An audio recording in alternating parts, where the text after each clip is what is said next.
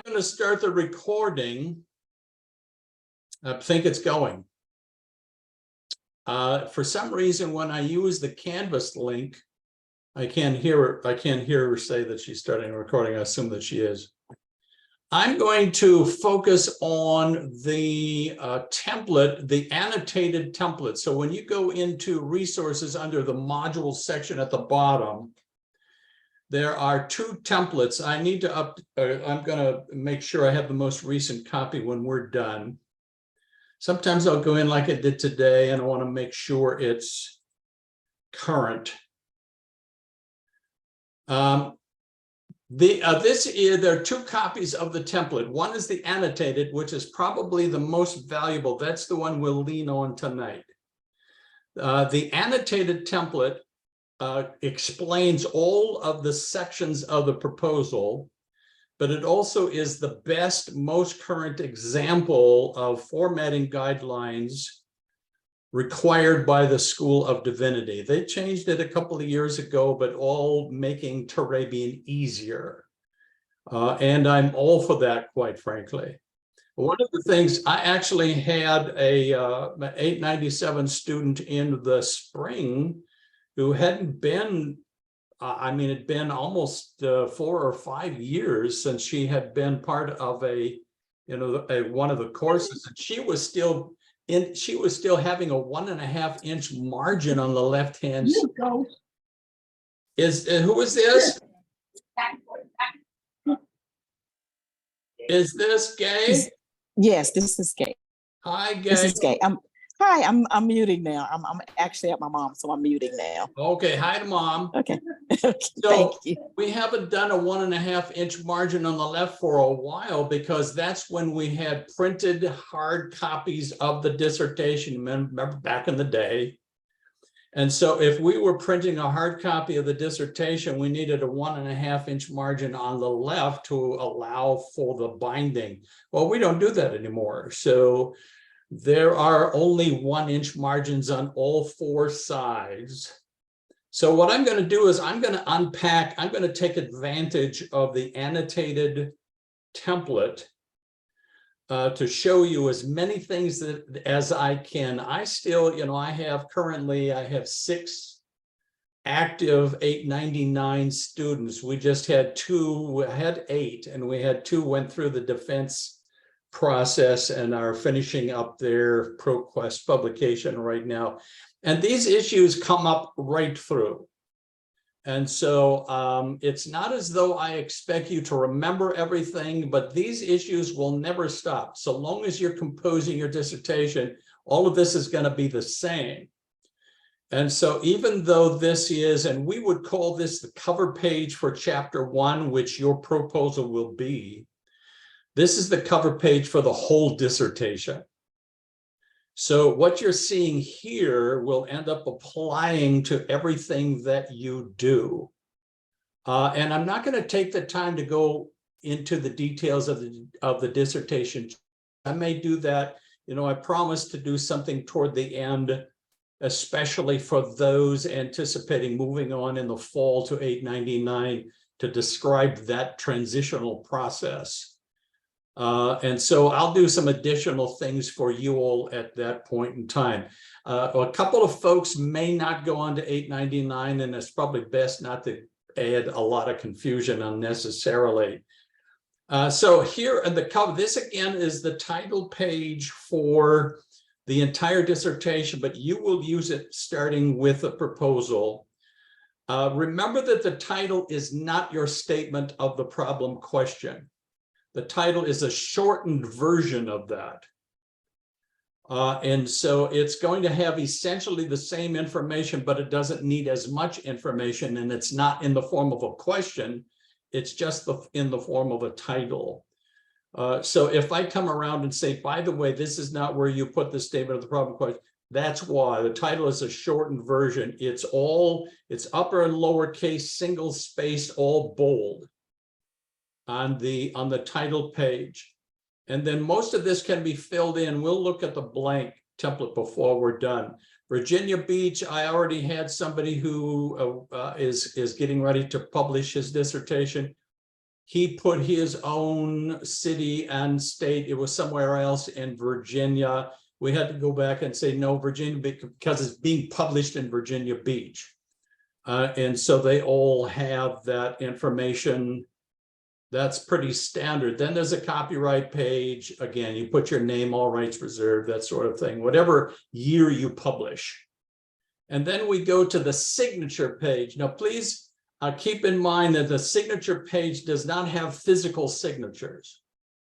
So if we did, we would have to have members of the committee obviously print off a hard copy of the page. They would have to write their John Hancock and scan it and send it back and try to find a way to insert. I mean, we could do that, but the signature page does not have physical signatures. It's just going to have the name of the chair, and it's going to have the name of at least the second reader. Most committees these days only have 2 committee members. They have the chair that's appointed for you, and then they have what we would call the project mentor, who then functions as a second reader in your committee. The project mentor is going to be somebody, and you don't need to remember this at this point, but it's somebody that you choose. You will choose the project mentor, somebody who has adequate expertise to serve as an advisor to you while you're doing your ministry project. Because your chair will not oversee your project. The chair only oversees the writing of your dissertation. And so you will have a second reader who will be your project mentor. That will be the second name. Occasionally there's a third reader, which will tend to be somebody else on the faculty of the School of Divinity. Not very often. For me, not very often, because it adds complexity. So if you add a third reader to the committee, and if we do that, sometimes students will request a third reader, and they have a particular faculty member in mind. Well, again, I think that's good. I think that's good. It'll just make the process a little more complicated, which is not a problem. But I will go in when we're done with the defense, and when the student is done with the defense, it's still the chair's responsibility. And go in, fill in the name of the chair, the school of, it's going to be one of us from the Regent University. Then the second reader, whatever their degree is, etc., where they completed their degree. So this is the signature page. Obviously, you don't need to worry about it at this point. You will have the title here in the signature page. It will be all capital letters, all caps, not upper and lower, and it will be bold and still single spaced. So that's one of those things that's kind of, it's one of those picky little things that the chair has to remember. And even for me, because I want you to go forward as confidently as you can. So sometimes I'm pickier than I need to be, just to save you work later on. But it's one of those little picky things. That's the signature page. The abstract, 150 to 350 words. So we do word count. It's seldom too short. It's seldom too long, because 350 words is a little more than a page. And as you know, an abstract is designed to be a concise summary of the dissertation. The abstract appears in the database information. You've all searched databases, so you remember it's really designed to not only summarize, but draw people into reading your dissertation. I mean, so it kind of needs to be interesting, without being melodramatic. But you're putting your best foot forward in the abstract. Sometimes with the publication process, they will also ask you to list keywords, because the keywords are the words a student will use when they're searching dissertations. That's not always required, but it might be. I like the idea of including keywords, because that will give you a sense of the search process. Acknowledgements is the next, you're thanking you need to thank your spouse, if you have one. Everybody thanks Jesus, or, Father, Son, and Holy Spirit, that's fine. Whoever you want to thank, etc. The acknowledgements is the only section where you can use the first person, singular or plural. First person should not be used anywhere else. You're not going to have this in the proposals, folks, but remember, this is going to be what your dissertation looks like as well. And so if you want a list of abbreviation, a glossary of terms, maybe a list of charts, that kind of thing, then you would add a page for each one of those to your dissertation. That's not relevant for your proposal. But at the end, you would add those pages. This is the front matter. So you would add those pages to the front section of your dissertation. Again, it's not relevant. All of these, of course, are lowercase Roman numerals, as you'll recall. The thing I love about the template is this changes over for you. You remember with Word, you have to put in a section break, etc. You have to change. One of the things that I love about the new guidelines for the School of Divinity is we used to have to put one set of numbers when we came down to the next. Arabic numerals up in the upper right-hand corner, keep these lower centered. Now all numbers go lower centered. So you don't have to mess with changing where you put page numbers. But again, the template does that for you. But if you had to do it yourself, that makes it a lot easier. We have a table of contents automatically configured by Microsoft Word. So you don't have to worry about the table of contents. Occasionally, someone will find that it's not working. The table of contents looks weird. What happened with the table of contents? Well, it's usually because they went in and changed the headings in the chapter or in their dissertation. As you know, let me see if I can come down real quickly. If one of the things that you will do is change from, for instance, let me go up to the top. I hope you can see this. Chapter 1 introduction is heading 1. That will mean that will appear in the table of contents. The overview is heading 2. That puts it in the table of contents. That's really the only thing you have to do for it to appear in the table of contents. So that's already done. Now, I know you all know this, and so forgive me for taking a few seconds, but once you get done with what you're doing, you need to update the contents table, and you do that up here. You just click, you go up to update table, and it's always good to update the entire table, because if there is a problem with a heading, then it will show up, but it will update the numbers as well. And, that's why this table of contents is easy. Eventually, you'll have chapter 1, and then you'll have chapter 2. Working bibliography is only as you're submitting individual chapters. When you submit your entire dissertation, this will say works cited. But you don't worry about any of that till you're totally done with your dissertation. So that's not relevant to us. This just talks about list of figures, tables, etc., abbreviations. You're not going to do any of that with your proposal. So your proposal is configured as chapter 1 because that's what it will ultimately be. Now, let me again encourage you with the understanding that your proposal, which you have configured as chapter 1, will not be your official chapter 1 until your appointed chair says it's chapter 1. So your chair may have questions. Your chair may read through what you submit and say, I have a question about this, or could you say a little bit about this?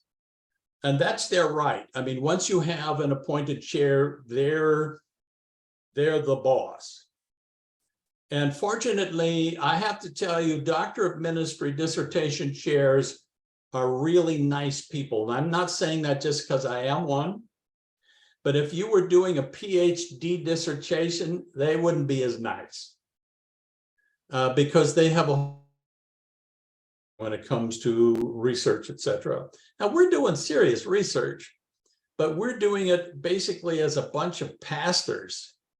You know, we have a ministerial background and goals for even doing a doctor of ministry program. It's a professional ministry degree.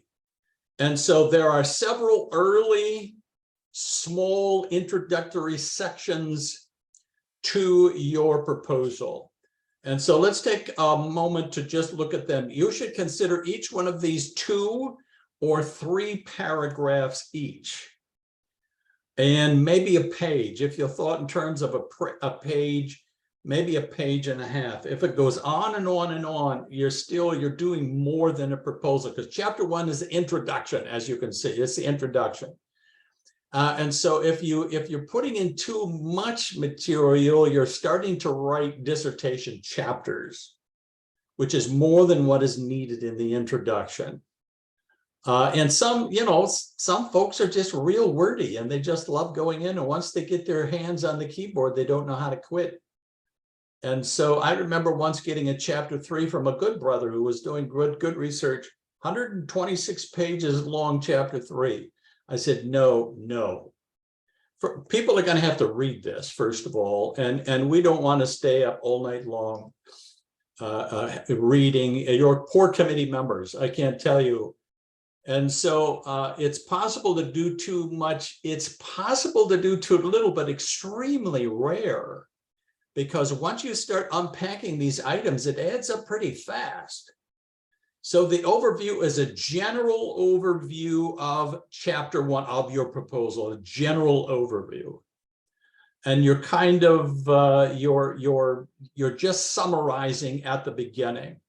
It's fairly common to have an overview section in every one of your dissertation chapters. Kind of it's a transitional, step into what folks are getting ready to read.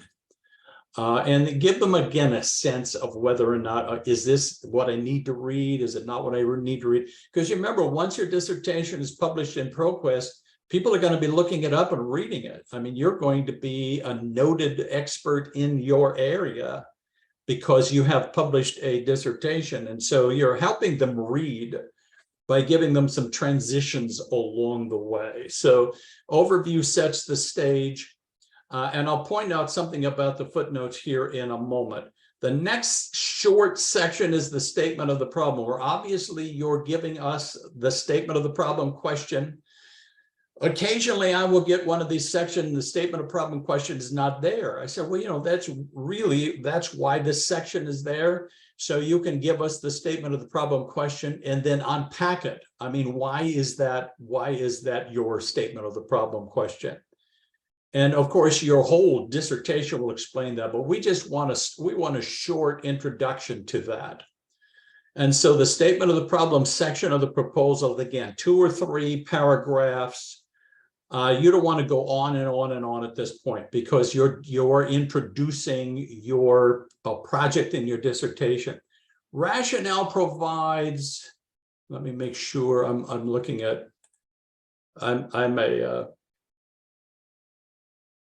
I hate to tell you, I'm just an editor by mentality. So this looks good. Rationale provides some background.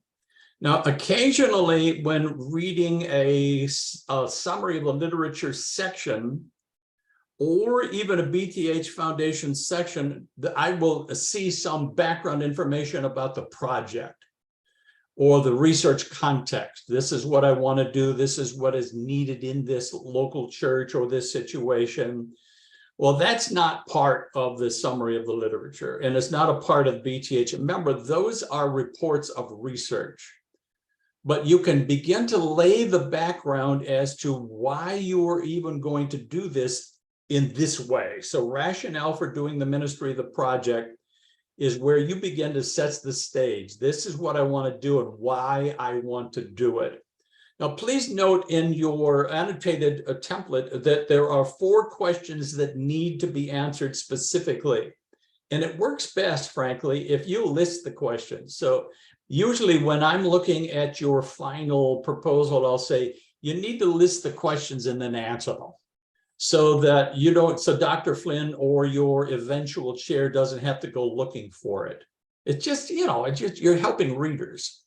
And so the 4 questions that you will address in this section: why is the researcher interested in this topic? Why is there a need to solve the problem? And you may not solve it, but you're addressing it. Number 3, who would benefit from the research? Number 4, what gap in the research, what gap is your research addressing? A research gap, just means that there is you're not finding that anyone has really done an adequate job doing what you're trying to do with your ministry project. You need to go in and add your own research so that there is a better sense of what a good approach to this situation might be. So rationale is when you begin to discuss what it is that you want to do in your context and why you want to do it. It could be a little bit longer, it could be a little bit longer, maybe a couple of pages, but you don't want to go on because it is going to be reflected in your dissertation. Limits and assumptions is something that is always a part of formal academic writing. So limits and assumptions begins by saying, these are the things that I am assuming as I go into this research project. And also, these are the things that I will not be researching. So every research project has boundary lines. There's some things that you're trying to do. There are some things that you're not going to try to do. And in fact, when you come to the end of chapter 5 in your dissertation, you will literally be saying, I would love to see researchers in the future also do this, this, and this. Because I've not tried to answer every question. I just, your own research needs to be narrowly focused. You anticipate that in this short introductory section. And so one of the things that's required by the School of Divinity, notice at the end of this paragraph, it says, one assumption of your project will include that this project, and I recommend you use the wording, hopefully you'll feel okay using the wording. This project will be undertaken from an evangelical perspective and in consonance with the statements of faith as they appear in the Regent School of Divinity catalog. Now, it's not that you're going to be assuming a Muslim worldview, or you're not a Zen. This is not a Zen project. But they are looking, and evangelical, Regent University, because we are very, very ecumenical. I probably, Roy didn't see this, but we honored today one of the founding faculty members who was also one of the founding deans of the university, who just passed away. And he was a prominent leader at the university for many years in the early days. And he was Roman Catholic. And so some people kind of objected, folks over either at Liberty University or wherever they were. We're not a denominational school. We share in common what we call renewal theology, which, means we believe that the Holy Spirit has a role. You say, well, who wouldn't believe that? Well, there's some, So when we say evangelical, we're giving it a broad, almost, we believe in the gospel kind of a thing. And we're also specifically, though, referring to the statements of faith in the School of Divinity catalog. The folks will be looking, Dr. Flynn will be looking for that. And sometimes I will,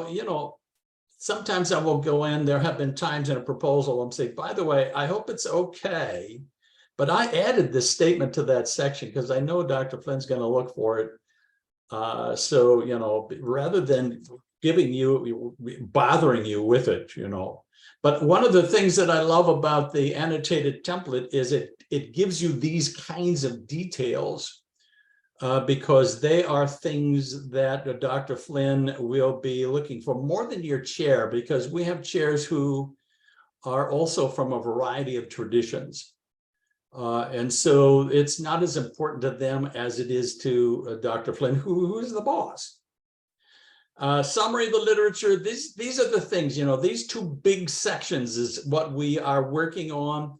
They will constitute usually 2/3 of your proposal. And so once they're ready to go, you're nearly done. So the summary of the literature, that, as you know, is the report of all relevant research from the scholarly literature in a logical order. The order that you're presenting it in is reflected in the outline that you choose, that you decide on. And it then is also presenting what you feel are the key sources in each of those areas. It's an introduction again, so it's not designed to be chapter 2. Eventually it will be chapter 2. But if you do a good job with the introduction, chapter 2 becomes real easy. So I just tell my 899 students, look, go to your proposal, copy and paste the summary of the literature, paste it into another document, unpack it, keep the outline the same, unpack your sources, maybe add a source or two that you found is also helpful, and you've got chapter 2.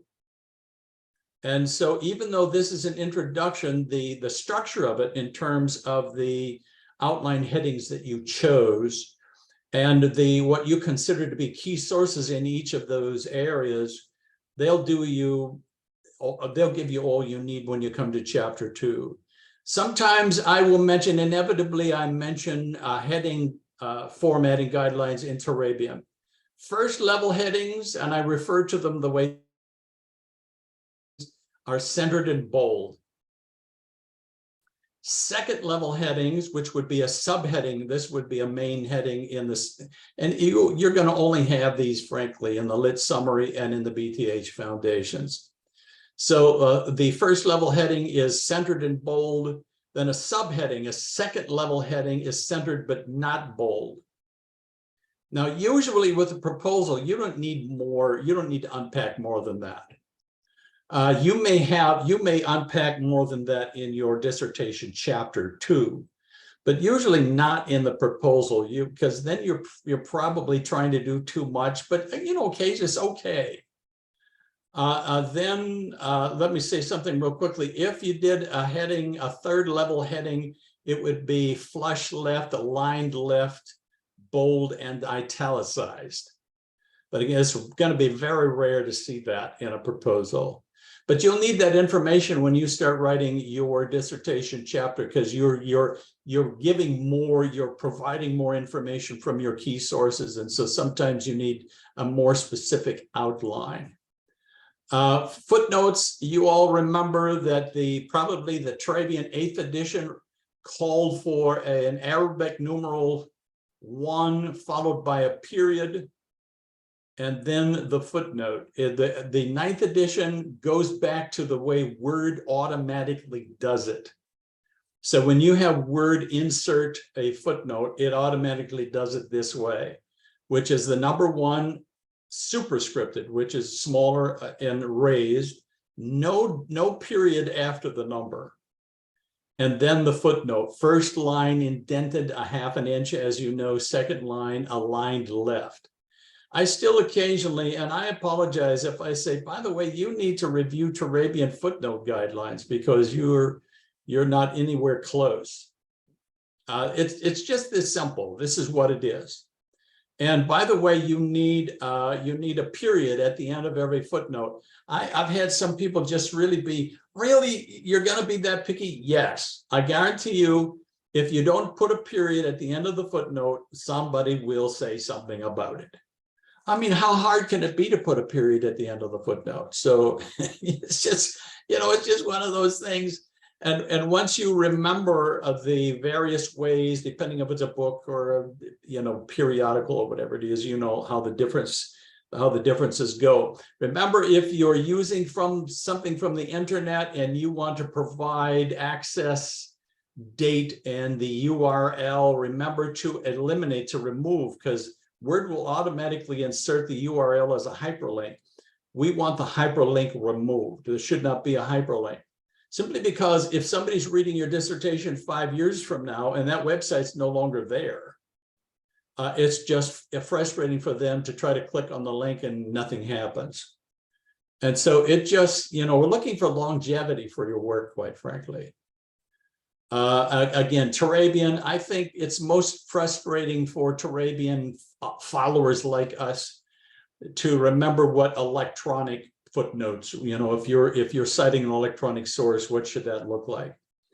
I like the quick guide. You can go into search in Google, search for Turabian formatting. It will give you their website and a page that's called the quick guide.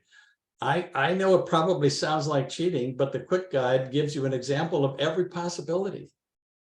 And so you don't need to have the Bible. Now I keep my Turabian Bible handy, but it's like 500 pages, so, and you've got, okay, gee, which page is that? The quick guide just gives you, several pages, and these are all the both the footnote form and the bibliographic entry form for every kind of source. So I love that. I mean, it saves me a huge amount of time. And if you have trouble finding that when you Google Turabian formatting and you have trouble finding that quick guide, let me know and I'll make sure you have that. So I'm not looking for a third level heading in your proposal, but you may have it in your dissertation. I just was reviewing one of our great 899 students who had a 1 third level heading. So remember, these are all functioning like an outline. So like in any outline, if you're going to give me 1 third level heading, you need to give me at least a second. So, you're thinking in terms of how outlines work. And it helps readers to be able to follow your reasoning, your line of reasoning, etc. How are you guys doing? You have questions so far? Because I'm just giving you the whole schmear. Are you good? Miss Gay, are you good? I'm good. No, I see the G. So I thought that was for no, I know that's Miss Gay. Yes. The BTH Foundations section is another one of those big sections that you've been working on.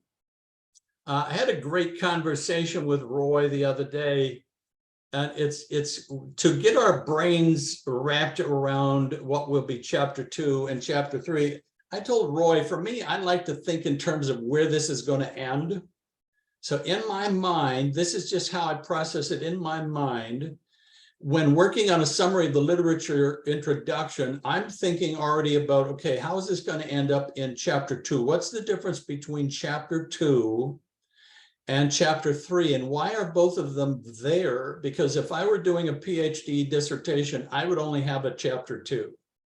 So the chapter 3, the biblical, theological, and historical, is unique to a doctor of ministry dissertation. So really, we people who are reading then your dissertation are wanting you to show your doctoral level ability in several different areas. Chapter 2 shows your ability to know what scholarly literature is, and then to be able to access it in a way that's relevant to your project. And so that's really all that is. And so a summary of the literature, we just want to know, do you understand, or are you still quoting Andrew Murray? As much as I love Andrew Murray or Henry Nouwen or whatever, this is the chapter 2 is all about the scholarly literature. So we're looking for how you have accessed, doctoral dissertations, even master's degree theses, or peer-reviewed journal articles, or even academic monographs. We know that you know what scholarly literature is, and we know that you know what to do with it.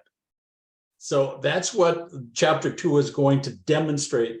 Chapter 3, and the BTH Foundations is an introduction to chapter 3, is going to give you the chance to show us then that you also understand and know how to use the 3 classic seminary disciplines: biblical studies, Christian theology, church history.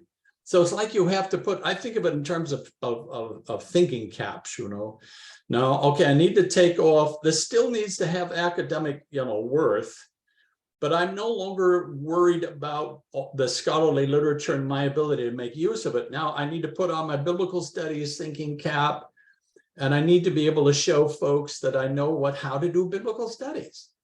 in a way that's relevant to my, statement of the problem question, my project. And then once I have done that, then I'm going to take it off and I'm going to put on my Christian theology thinking cap. And I'm going to, so it's really like having 3 chapters in chapter 3, which means they're fairly short. So the introduction, I find the introduction, the BTH Foundation's introduction can be a somewhat difficult because we're not looking for a lot of information yet. If you have 10 to 12 pages and you have essentially 3 different seminary disciplines that you're demonstrating, then there's not a lot of information under each of the 3. So it can be somewhat confusing. There's overlap. So Roy and I were talking about overlap. I think it's possible to have a key source that you draw from in terms of the scholarly value of the source. Then there's also, my goodness, there's biblical studies in that source as well. So I'm going to draw from that source biblical studies. My goodness, this, classically, St. Augustine is this way. So now there's theology there. So this guy does theology as well. So I'm going to draw, and by the way, then he's going to provide a valuable historical example that I can use as a background. So occasionally there is overlap, but you're using that source in different ways. You're not using that source in the same way, and you're not worried about whether or not, this guy is so important. I can draw a lot of stuff from him. Oh, that's fine, and it's fairly common. The chapter 3, your BTH historical, BTH foundations, does not need to be as scholarly. It's in that area where you can use some more popular, is not as long as it's a coloring book, but you can use more popular kinds of resources in the BTH foundations, and they fit okay. So we're not looking for your scholarship totally yet. We're looking for biblical studies. And you remember when we had our conversation about this at our last Zoom meeting, pick one of your key passages and plan on doing formal exegesis in chapter 3. Do not do it in the BTH foundations. But in chapter 3, you will demonstrate your ability to do formal exegesis, word study or whatever, Old New Testament. Just pick out what you think now will be your key passage that you want to do that with. Because, exegesis is important for us seminary students. So you're thinking about it in different ways. And then theology, systematic theology is always good. You can do even some cross-disciplinary at that point in time. Pastoral theology is still theology. Church history, you want to pick at least 2 historical examples that seem to be relevant to your project. One more ancient, one more contemporary, especially if you have an example from your own tradition. It's very, very helpful then when it comes to ultimately chapter 3, but when it comes even to this no, you've got 10 to 12 pages, you've got 3 different kinds of sections. And so you're not able to do a lot, but you're doing enough to set the stage for your writing of chapter 3. So you're not going to have to, again, for my $8.99 guys, I say copy the BTH Foundation section of your proposal, paste it into a new document, and unpack the sources more. And maybe add 1 or 2, and you're going to have chapter 3.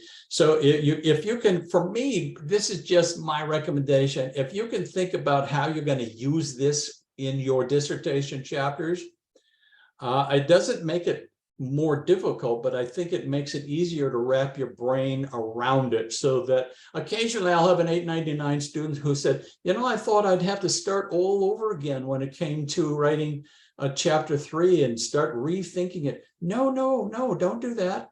Just take exactly what you did in your proposal, put it into a new document, and unpack it more.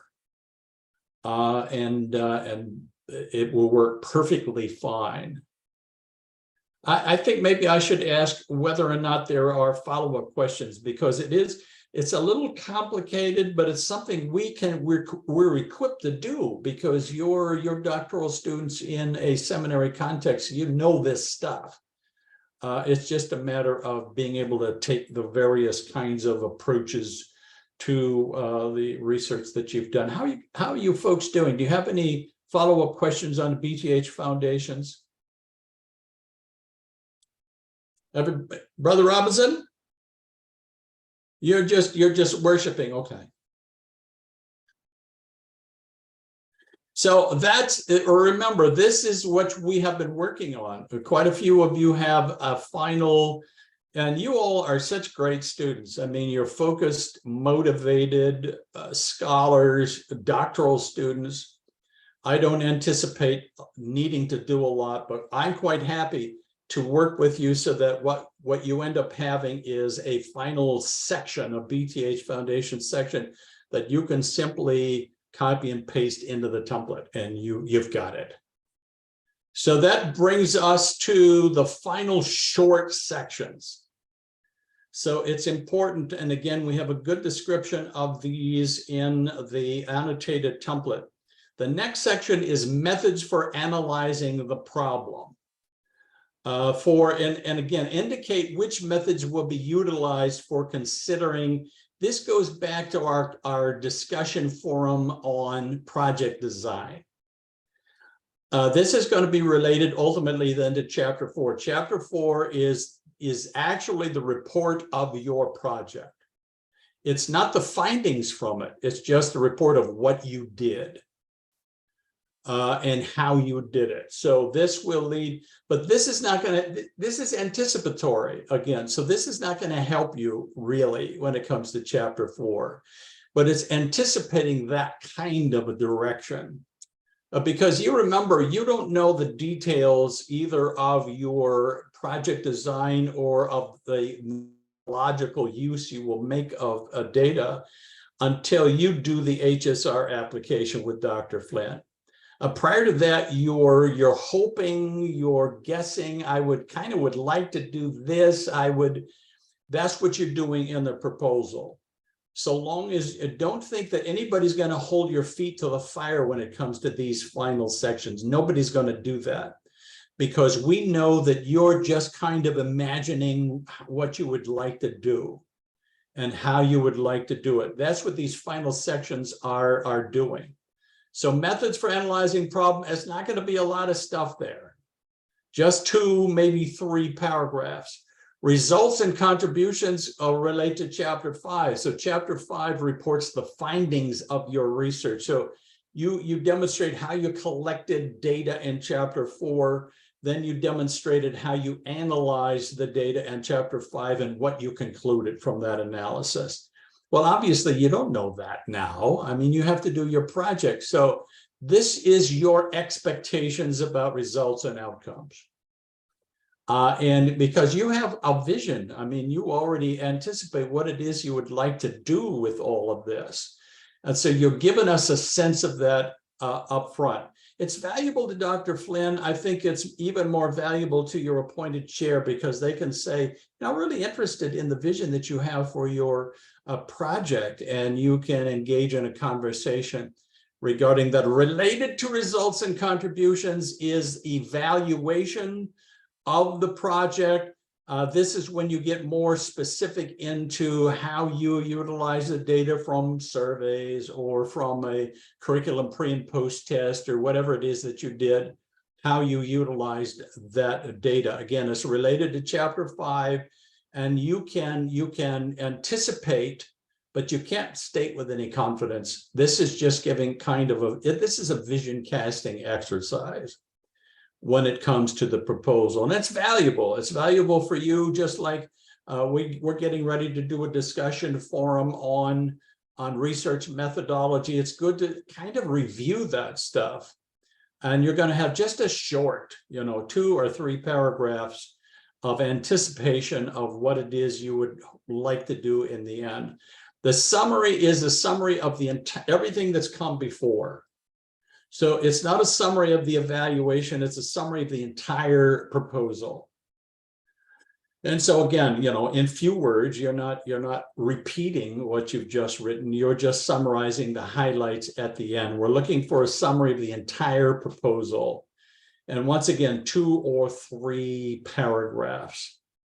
So if you think you've got, maybe if you have like 10 pages for the lit summary, 10 pages for the BTH foundations, and you have 1 page each for the early introductory and the late anticipatory, not counting front and back matter, you've got a 30-page proposal, which is what dissertation chapters end up being, except chapters 4 and 5 are usually shorter than that. For your proposal, you will have a working outline and a timeline. Basically, you're saying, by such and such a date, I anticipate, assuming now I have a chair going forward, I anticipate completing my HSR application. I anticipate making chapter 1 official. By this date, I would really love to have chapter 2 approved. The only use that Dr. Flynn makes of that, and it doesn't reappear in chapter 1, so your chair will not even see it. The only use Dr. Flynn will make of it is to decide whether or not you have a reasonable expectation when it comes to how long this stuff is going to take. And for those who are going on to 899, I'll probably give you some possible schedules as to how that usually works out. So that you don't have, I remember one 897 student said, I think I can do this whole process in 1 semester. Well, I don't think even Jesus could do the whole process in 1 semester, to be quite honest.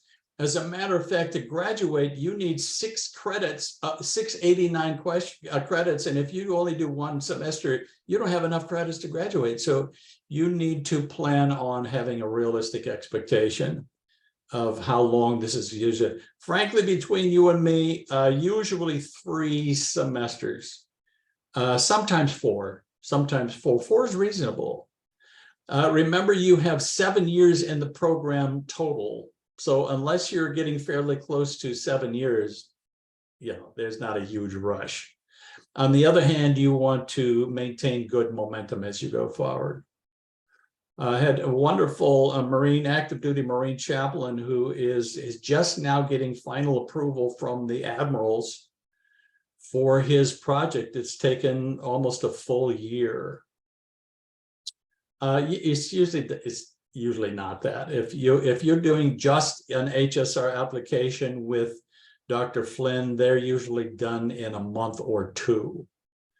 So it doesn't have to take that long. I feel this is just a terrific chaplain, I feel for him, but he's got to do what he's got to do. So your working bibliography is going to be all caps, working bibliography at the top of its own page, and you know how to do bibliographic entry formatting guidelines in Turabian. Every chapter you submit will have a working bibliography. And your final dissertation will say works cited, because then you're not adding anything to it anymore. This is it. This is your final document. So every chapter, including this first one, will say working bibliography. Now I see the time going by, folks, so I want to be respectful of you. Let me say something about the blank. Now, when you go to the resources, you'll see a proposal template annotated and a proposal template blank. The annotated template is not consistently formatted the way it would need to be for Microsoft Word. I recommend, if you've not done so yet, to go into the Microsoft Word resources under modules. I actually provided a brief video tutorial on the issue of Microsoft Word default settings and how they need to be changed for a Turabian document. You'll have to do that eventually, one way or the other. I find it's easier to do it at the beginning of the process, and you don't have to ever think about it again. So Microsoft Word default settings are they're not what they need to be for us. So they're easily changed. It's not difficult. But I want to say, when it comes to the blank template, everything is formatted in the blank template with Turabian in mind and with Microsoft Word in mind. You literally, unless you change something in the blank template, you don't have to do any of that. And it's not cheating. You don't need to feel bad about it. all the settings are there. All the formatting guidelines are there. See if I can show you. See, we got the Roman numerals, small Roman numerals. Again, we have table of contents. So once you're done, you just go up, click, and update the table. The headings are set up properly. And then even here, so what I wanted to do under overview, if when you click here, it's already got you know, got the tab that you need for the first paragraph. But one of the things that Microsoft Word does, which is unfortunate because you have to go in and change it all, is Microsoft Word can have an automatic setting that will automatically put a tab in where you don't want it. And so you have to go through and you have to take those tabs out. And let me show you where that, can I show you this real quick where that happens? Up here under paragraph settings, this is the line spacing setting. You see I've got double spaced. And then I can also go in line spacing. One of the problems you have with Microsoft Word is it will put in 8 points after every use of the enter key, which is another half. It's like having 2.5 spaces. And it's wrong. It's wrong. So whenever I give somebody a note, you need to have consistent double spacing. It's because they haven't changed the default setting. Well, that's all proper in the blank template. Everything is set to 0. Also, it will have an automatic indentation. So Microsoft Word automatically puts in a 1/2 inch indentation, which means the headings are indented a 1/2 inch. It means you know, there are places where you don't want a 1/2 inch indentation. You have to go in and fix it. So if all of these are set to 0 and there's no special cases, you don't have to worry about it. You're manually in control of how you're formatting. And so I gave you a little video tutorial on it really doesn't take very long. The reason why I mentioned that to you is that if you don't do that and you compose what you're composing in another document and you haven't changed the default settings in that other document and you copy and paste from that document and put it here, the default settings from that other document will switch over to the template, and then you're going to have to go in and fix it again.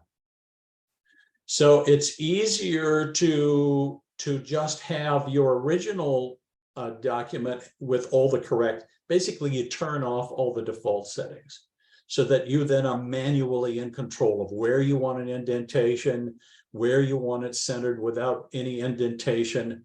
Now that's done for you here. So you go in and you can start typing. I've only ever had one student that actually composed from the beginning in the template. So there was no concern about other default settings coming in from another document. Again, it's not hard to fix. It just has to be fixed if that happens. So if overview, you can just come in and start. You can copy and paste statement of the problem. One of the things that we changed in the School of Divinity is you used to have a third line before a new heading. Now there's no third line. It's consistently double spaced. So you don't have to, you remember how you used to have to go in and you change it to single space and you give it another space, you change it back to double space. None of that anymore, none of that anymore. And so this is all set up for that rationale, all of these sections.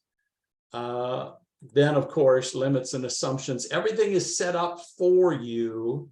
So long as you don't change anything, it's, you know, if you go in and change the setting for one of these headings, and this is a heading 2, and you decide, well, you know, that's kind of fun, let me change it to a heading 4. Well, then you just messed up your table of contents. So long as you don't change anything, it works very, very well. And you have, again, you'll have secondary headings under the summary of the literature BTH Foundation. Then these final evaluation, summary, working outline, and timeline, everything is set up for you. So long as you don't change anything, it already is configured for you. You don't have to worry about pagination. You don't have to worry about the table of contents. Everything is there the way you need it, working bibliography, and you're ready to go. So I recommend, by the way, don't use the annotated. If you start with the annotated template and you just remove the sections that you don't need, well, it's not consistently formatted. So you're going to look at it at the end and you'll say, my goodness, I thought this was consistently formatted for Turabian, not the annotated template. It's the blank template that is. So don't, words to the wise, don't go into the annotated template, remove items you don't need, and then use it as if it were a blank template, because it's not. So the formatting and the default settings are different there. So I give you this tonight because you are getting ready to submit to me your first draft of the entire proposal, which means you want to start writing these early sections, just start composing. Even while you're finishing a final document, if you need to finish of the summary of the literature and the BTH foundations, it shouldn't take you long to write these early ones. And then when you're done with that, jump in and begin composing these anticipatory ones at the end. You use the template if you need to, use the blank template so that when you're ready, you can just copy and paste the lit summary and the BTH foundation, and you will be done. When I have a final copy of your proposal, I collect them all, I accumulate them. And then at the end of the last day, August 12, probably August 13, I'll send the package of them to Dr. Flynn, and he will use them as the basis for appointing your chair. This is not a graded class; it's complete or incomplete. You're not going to get a grade for your proposal. It's just if it's complete, then it's the basis for appointing your chair. Your candidacy phase is over. As you know, you can literally after that sign your name with a DMIN at the end and in parentheses, ABD. If somebody would be impressed by that, you could do that if you wanted to. I have an EdD, which I sign ABD because ABD does have, that's all but dissertation, does have academic value, which means you've done everything else. And so it does have academic, it even has teaching value in some contexts. So I think it's okay to do that. As soon as you have a complete proposal, then you are a doctoral candidate moving into the dissertation phase. Mr. Rudd. This may be too administrative for your purposes right now, but I'm having some, I'm having traffic. Basically, the school is asking about registering for my next classes and so on and so forth. Should I be registering for 899 right now and checking in and all of that? Advising's job is to, if I don't mean any disrespect, but their job is to get your butt in the seat. Right. And so from this point on, you don't need to do anything when it comes to enrolling in courses. As I have mentioned, and I think with last night's announcement, I mentioned that 897 automatically rolls over into a second semester if you need it. Okay. You don't have to re-enroll. It's just like, I do the internships for master's students as well, and it works the same way for them. And so you only get one class of credit worth for it. So you don't re-enroll, you don't pay more tuition. It automatically rolls you over into a second semester. That does not happen a third time. But it happens, it can happen. You can have 2 semesters of 897. I find that students do well if they really put pressure on themselves and take advantage of the momentum of 897. And it can be easily done in one semester, but stuff happens. Colton's wife, Kirsten, had a baby last semester. What are you gonna do? You can't stop it. Okay, you can't come now. I'm working on my proposal. So, sometimes, life happens, but going into a third semester of 897 would not happen apart from appealing to Dr. Flynn giving him evidence that you've already done most of your work, et cetera, et cetera. The worst thing that could happen in my mind is for somebody with all the work you've done, and Brother Robinson, he's figured out how the universe works, all the work that you've done to be dropped from the doctorate ministry program just because you lost momentum in 897. You thought, what the heck? I just don't think this is too much work. No, you can do it. It's not that difficult. So you can go into a second semester. No enrolling needs to happen. There's no additional tuition. And when you have a complete proposal, then the dean's office will enroll you in 899 because they're in control at that point. They're in control. So Dr. Flynn is saying, okay, I've appointed chairs for these students, enroll them in 899. Well, I think that may be the point of confusion. I'm also looking at Roy's comment. I was already enrolled, I think the system enrolled me in 899, but based on your comments leading up to my question, I guess I'm curious because obviously I don't have an approved proposal yet. No, and so I occasionally, because I'm an old guy, I'm even older than Roy. So, if you could imagine such a thing. I know. And so occasionally I'll say, I got a host of friends here. no, Roy. So occasionally I'll say, I love the young folks in advising. They're fantastic. They have these supercomputers and they've got all the information on all of our, what do we have? I don't know, 17,000 students or whatever. And so they have everybody's record and they're doing the best they can to help students move along. Like, yeah, Brother Robinson didn't even know there was a cosmogony class. He didn't know what cosmogony meant, but now he's like a master of the universe as a result. But they enrolled me automatically also. Automatically. Well, And that's so- okay with that one, but But I'm talking about for 899. So I should But no, just ignore it. just ignore it. Just ignore it. Okay. Because I used to complain, I said, I love these folks in advising, but they don't fully understand how every degree program works. They don't understand the inner mechanisms of every program. And it gets a little complicated when it comes to doctoral programs. You will have 2 semesters of 899, and you don't have to enroll in any of them. But Okay. I'm getting notices about like semester check-in and all of that kind of stuff. Yeah, no, just ignore it. Okay. And I actually told one student, I said, you can tell them in advising, it'd be good if you guys actually looked up the program.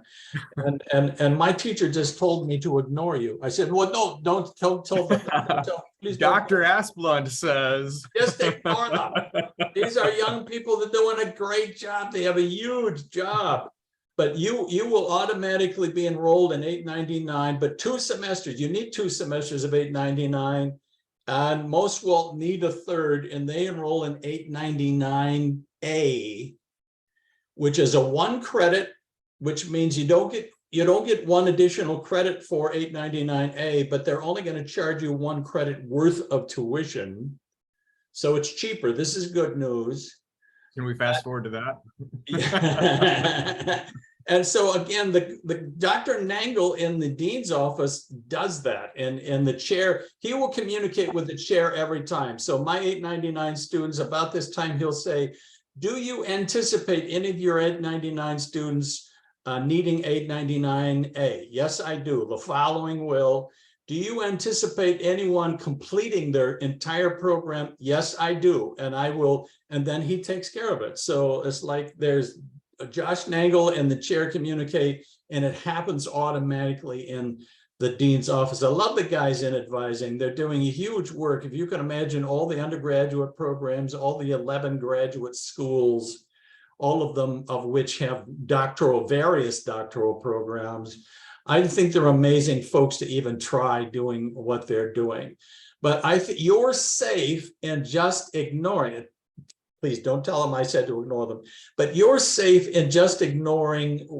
They're trying to help, but they don't need to help when it comes to that. Because the Josh and the dean's office are going to do that for you. Good deal. And so if any of you, because I know Roy is about to be sent over to who knows, some godforsaken place to serve as a chaplain. Where in the Middle East, I'm sorry, Roy, I just love what you're doing. I could never do it. And so if Roy's going to need a second semester, he won't have to say or do anything.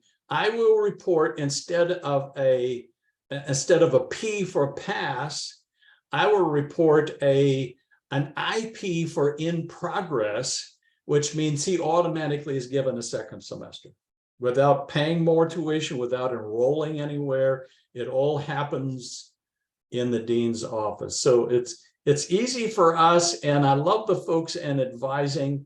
They're doing an amazing job.